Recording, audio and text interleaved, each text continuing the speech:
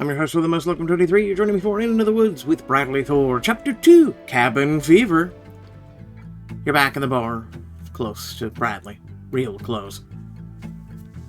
You keep looking at me like that, Taylor, and I might get the wrong idea. What wrong idea, huh? What does that look like? Something like this. His face inches closer, your heart hammers as you feel him draw you in. His lips brush yours slow, and sure, it's everything. Perfect, magnetic, sloppy, wet. Wait. Your eyes snap open, heart still racing, as a warm, slobbery tongue drags across your cheek. Ugh! You bolt upright, blinking at the massive black dog wagging his tail. Well, you're not Bradley. Glance around the wooden walls, the warm blankets, it all comes flooding back. Did I crash my car last night? You look down, you're fine. Not a scratch. Those chains, thank God for those chains. Bradley saved me. I guess I owe him. And who might you be? You squint to read the name on his collar. Cookie? You reach out to scratch him behind his ears. He leans into your touch, tail thumping. Okay, where's your dad? He's the one I'd prefer to be kissing. I'll deny it if you tell him I said that, by the way. You chuckle at your own joke. Cookie tilts his head like he knows who you mean and bolts for the door. Following Cookie, you step into the living room and stop in your tracks. All right, Bradley, I see you. A man of mystery and matching throw pillows. This place is so idyllic. Must be a lot of work. No way a bachelor decorated this. Man, there really isn't anything to it. I'm gonna go with idyllic, though. Looks like something out of one of those nature magazines. You run a hand along the back of his couch, impressed by how soft it feels. It's so cozy in here. You hear a sharp sound outside, wood splitting. Cookie's ears perk up instantly. Is that? Cookie's tail wags furiously. He's clearly in the know. Curiosity leads the way as you step onto the porch, and then you see him. Now he's got his tripod set up, right? Alright, for today's video, guys, we'll be showing you how to crack open wood in about 0.3 seconds. Wow, now that's a sight I could get used to seeing. Bradley splits the wood clean, steam rising off his body in the cold air. His movements are smoothly practiced, yet he hasn't seen you.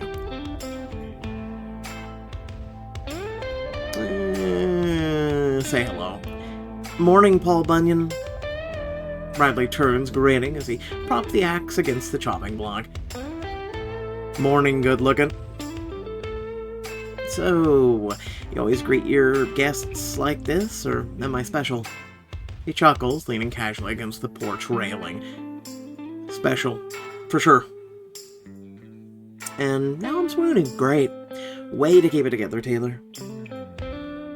Bradley smiles, dropping the axe into a fresh log. Want some coffee? Oh, please. I'm a fiend for caffeine. You and me both. You follow him into the kitchen, and Cookie trots in behind you, clearly pleased with himself. See, you met Cookie. He's usually not much for strangers. He's so cute. We're buddies now. He's got good taste, then. Oh, we are flirting? Two can play that game. Bradley pours 2 cups of coffee and hands you one. You take a sip and your eyebrows shoot up. This is really good. What is this, artisanal mountain brew? Instant coffee. Bradley, come on now, dude. Come on. You nearly choke, staring at the cup like it's betrayed you. You're kidding. Nah, it may taste better because you like the guy who made it. He leans against the counter with a smirk. A sharp gust rattles the window, sending a chill through your blazer. Whoa, that's cold. And here I thought nature was supposed to be welcoming. Bradley crosses to a chest by the wall, rummaging for a moment, and then hands you a fleece-lined jacket. It looks warm, and it smells like him. What is that? Mahogany, pine, and sweat? Oh god, I'm turning feral. You hold the jacket for a moment, running your fingers over the soft fleece. You imagine yourself wearing it, carrying his scent. Want to wear my clothes? For the cold. Bradley's hoodie, cozy, comfy, and feels like a hug. You pull on the jacket, the soft lining brushes your skin as if he's holding you. Bradley gives you a quick once-over, not even trying to hide that he's checking you out. It looks good on you. Better than it looks on you? Way better. Okay, now it's official. I'm keeping this. Fair. It's all yours. I'd like to have him all to myself. So last night, the crash, how bad was it? Your car's in bad shape. We can try to tow it once the road's clear. You gave me a scare out there. I don't know what would have happened without you. I'm just glad to see you up and moving around. His eyes linger on you as if he's assessing something. How's your head feeling? It feels a little hurt. Let me know if you need anything. Thanks again for everything. By the way, I put all of your things in the bedroom. A surge of panic courses through you at the mention of your things, because in your car was... oh god, Sam's wedding dress. You rush into the bedroom to find Sam's dress hanging neatly in the closet along with the rest of your things. Safe and sound. Okay, disaster averted. Oh, he's a lifesaver. Grabbing your phone from the nightstand, you see no service. Come on. You good in there? Yeah, just rethinking my life choices. You hang the dress by the window and flop onto the bed. I have to get to the lodge. Sam's counting on me. She's my sister. In spirit, anyway. Sorry, not happening. You whip around to find Bradley leaning in the doorframe. The storm's picking up. Cell towers out. You're not making it today. Might be stuck here till tonight. Maybe longer. I can't just wait around and do nothing. You could always help me with the chores. Pass the time. I could use the distraction. After everything that's happened, doing something with my hands sounds like the kind of normal I need. That's the spirit. Bradley stands by the chopping block, testing the axe blade with his thumb before glancing at you. You look like someone who's never held an axe. I've held plenty of, knives in the kitchen. Axes aren't so different, just bigger. He rolls his shoulders, positions a log, and splits it cleanly with one swing. Wow, look at those muscles. He's lumberjacked. Admit it, that impressed you. It was, decent. Decent. You're up next. You want me to chop wood? Hell yeah. You'll be splitting logs in no time. Plus, we need the wood to stay warm tonight. He leans in close enough that you feel his breath on your neck. Don't worry, I'll guide you. Hands on. What do you say? Bradley, hands on. Lead the way. You follow him to the wood chopping area where he kneels at the woodpile brushing fresh snow from the stacked logs. You tug his jacket closer, warmth seeping in. By the way, thanks again for the jacket. It's saving my life. Bradley glances over, his eyes dragging slowly down your body. I'm glad I can keep you warm. First rule of chopping wood, though. Respect the axe. Wait for instructions. You pause, glancing at Bradley with the axe in hand. Any advice before I embarrass myself? Smart move. Alright, feet steady, grip firm, and don't overthink it. Bradley places a different axe in your hands, his fingers brushing yours briefly. Try this one. It's lighter than mine. Your weight surprises you, and your grip shifts awkwardly as your arms dip. Not as light as he said. Bradley steps behind you, his hand sliding over yours to adjust your grip. Alright, hands steady, feet apart. Let the axe do the work. This feels like a trust exercise. That's because it is. Don't worry, I'm right here if you miss. His chest presses lightly at your back, guiding you closer as he raises the axe with you. Aim for the center of the log. Like this? That's it. Ready? On 3. 1, 2, 3. Together you swing, the weight and momentum carrying you both forward as the log splits, cleanly in two. Would you look at that? Not bad. Didn't think you'd get it in your first try. I guess you shouldn't underestimate me. You're right. This next one's all yours. No help this time. Dead center.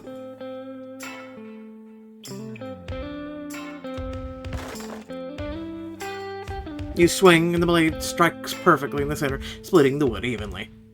Hot damn, I did it again! The force makes you stumble, but Bradley catches you before you fall. I got you.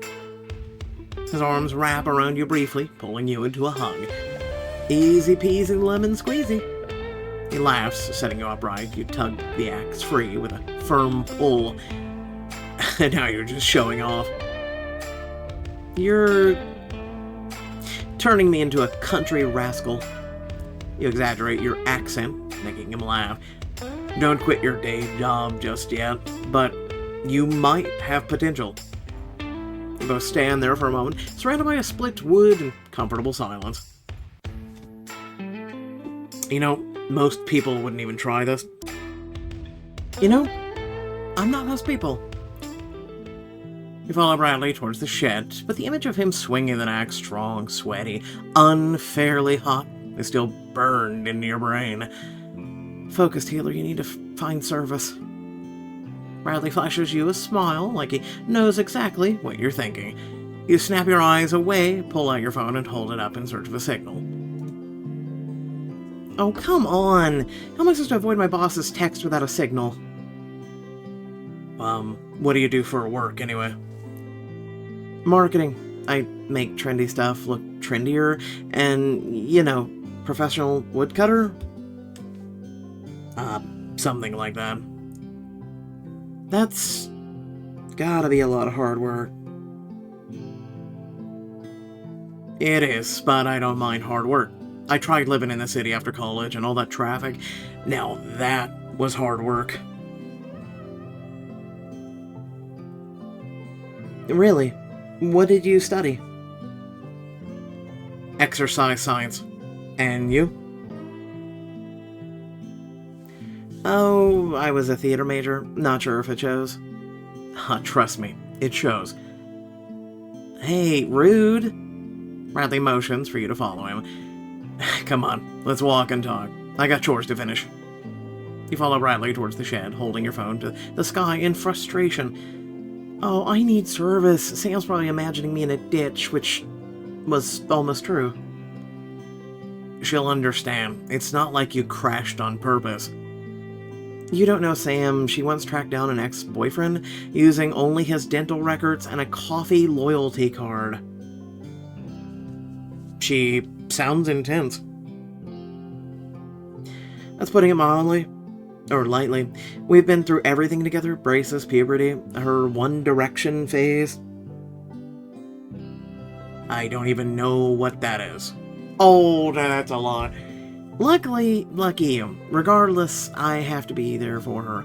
Plus, it'll make Mike absolutely miserable to see me show up looking this good.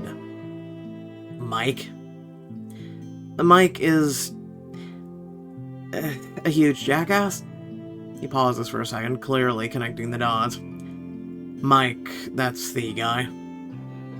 Yep, that's him. He dumped me over 6 months ago, via text, and now we're stuck in the same wedding party. Bradley shifts slightly as if he's taking stock of the situation. That's rough, but hey, you don't have to deal with it alone. If things get weird, you've got me around. Whatever you need, I'm here for it. I appreciate that, thanks. So, I've got some chickens that still need feeding. You wanted to help, right? Chickens where? Let me at them. You're not gonna eat them. Ever collected fresh eggs before? Not unless you count in a grocery store. Well, you're in for a treat. Once you taste one of these, store-bought eggs will never compare. Suddenly, Koki barrels into the coop like a tornado, scattering the flock in all directions.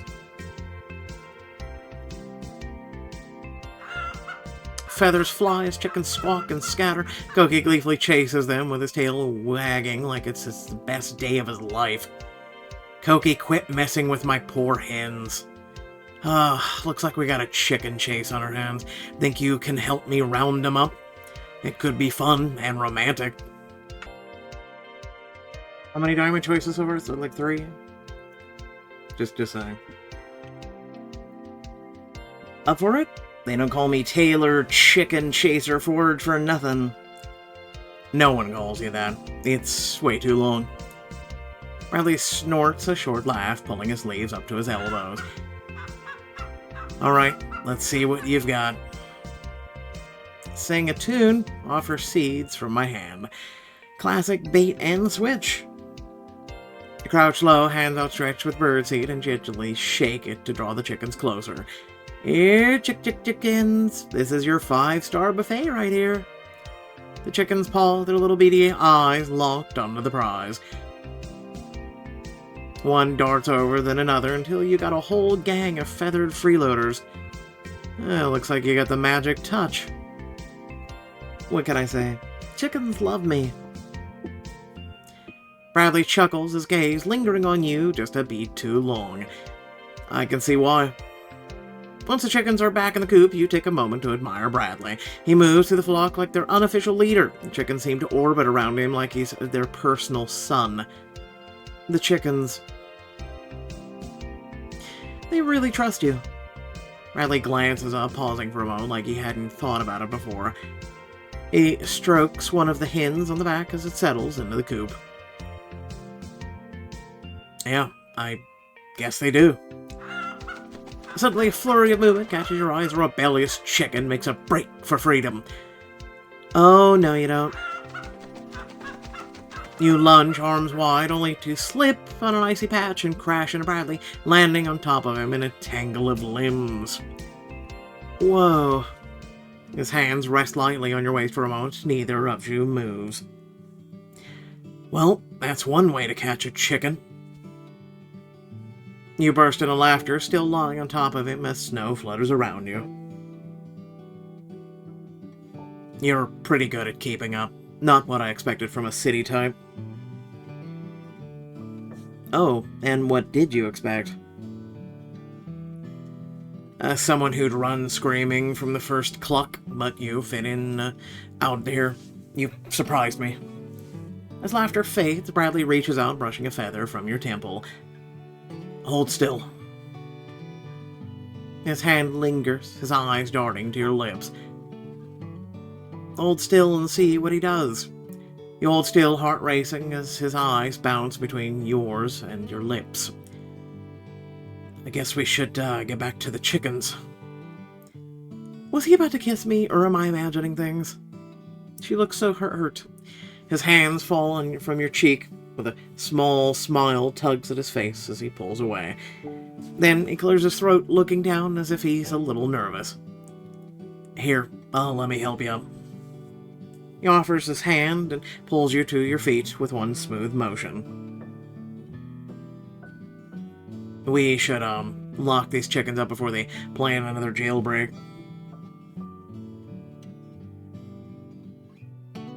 You better keep an eye on me, too. I'm trouble, remember? His ears redden slightly, but his grin widens, his confidence returning. Oh, I know you're trouble. Lucky for you, I like trouble. Bradley effortlessly gathers fresh eggs from the coop, carefully cradling them in one hand. Freshest eggs in the Sierra Nevadas. So, what now? Now, we eat. You head in the cabin, Cookie bounds ahead of you.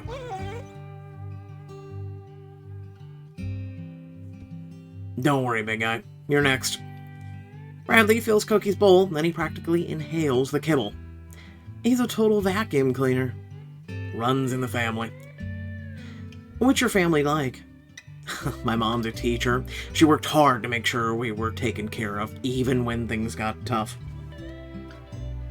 No way. My mom's a teacher too. Well, then you know what it's like. When the city got rough, we moved here. Mom's from Oakland, but my dad grew up in the country. This place always felt like home to him. Where is he now? My dad passed when I was 13. That's when I started stepping up and helping where I could. Oh, I'm sorry for your loss. He nods, his gaze distant but warm. My dad, he would have liked you. Oh my god, did he really just say that? Bradley gestures towards the counter, nodding towards the knife.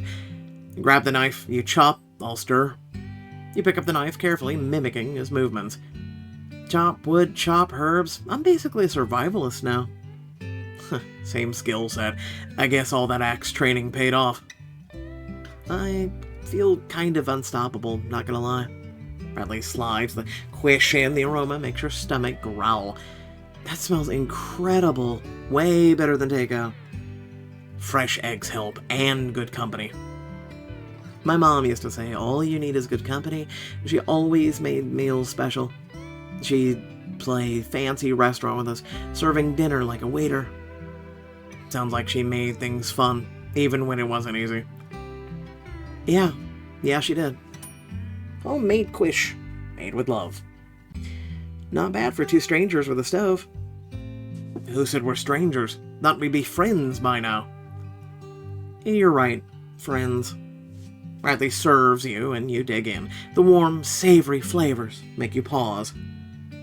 This is incredible. I might move out here and cook with you full time. Don't tempt me with a good time. You laugh as the sun fades, soft shadows filling the room. Getting dark early. You flick the light switch, the bulb sputters, and then everything goes dark. Did I do that? You whip back to light switch, flicking it in a panic. I didn't mean to. I swear, I just...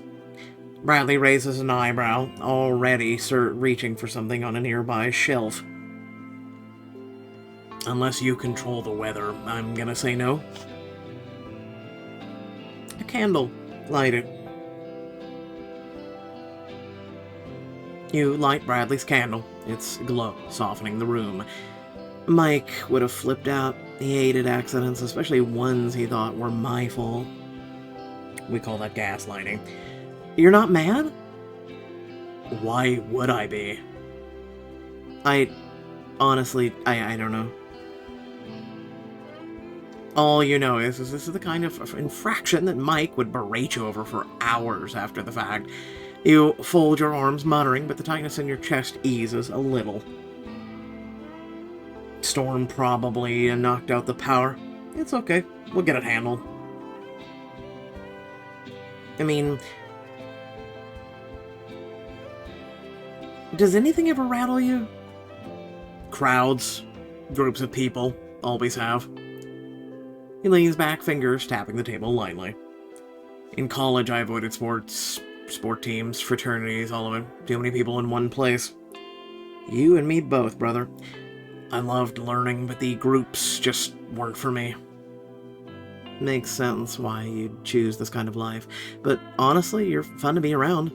Maybe you're not such a lost cause after all. I guess that's saying something considering you're such a socialite. Socialite, huh? That's one way to say I talk too much. Bradley stands, his focus shifting towards the window, where snow swirls. I need to hook up the generator.